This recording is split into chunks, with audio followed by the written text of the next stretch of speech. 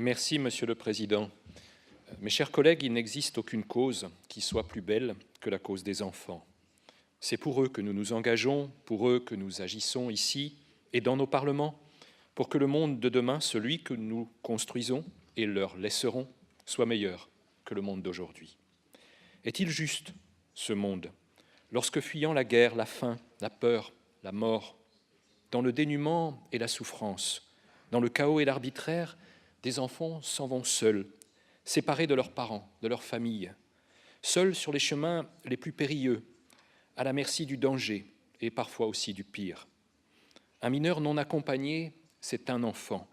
C'est un enfant en droit et également au regard de l'expérience courte de la vie. Un être qui requiert protection, assistance, éducation et soins. En 2015, près de 90 000 mineurs non accompagnés ont demandé l'asile dans des pays de l'Union européenne et rien n'indique malheureusement que cette tendance s'inversera en 2016. Ces enfants-là sont nos enfants, à nous tous.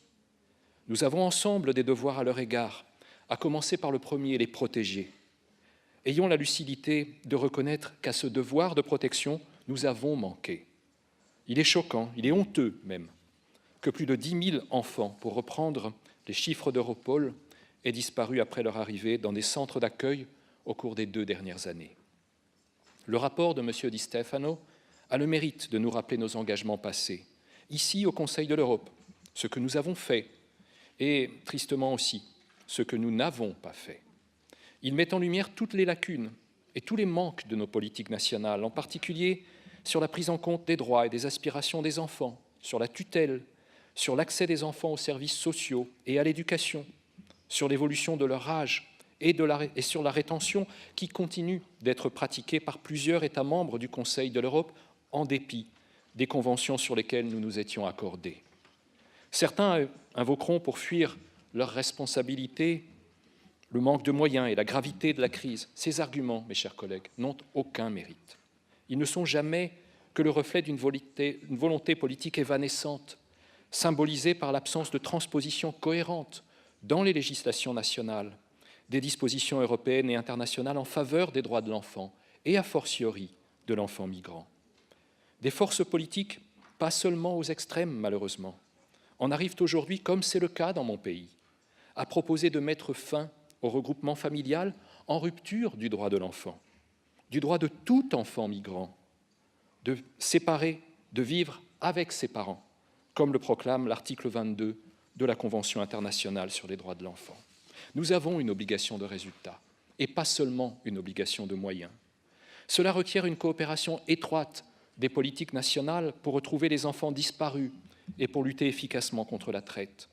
Il faut traquer sans relâche les organisations criminelles et mafieuses dont les enfants sont les premières victimes.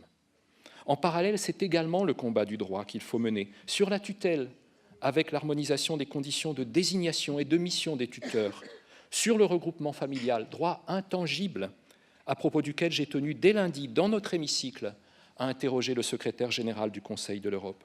Et puis enfin, c'est de volonté politique dont il doit être question, pour que chaque enfant non accompagné, arrivant dans l'un ou l'autre de nos pays, y bénéficie sans attendre d'un logement adapté à ses besoins, d'un accès aux soins de santé et d'un droit effectif à l'éducation.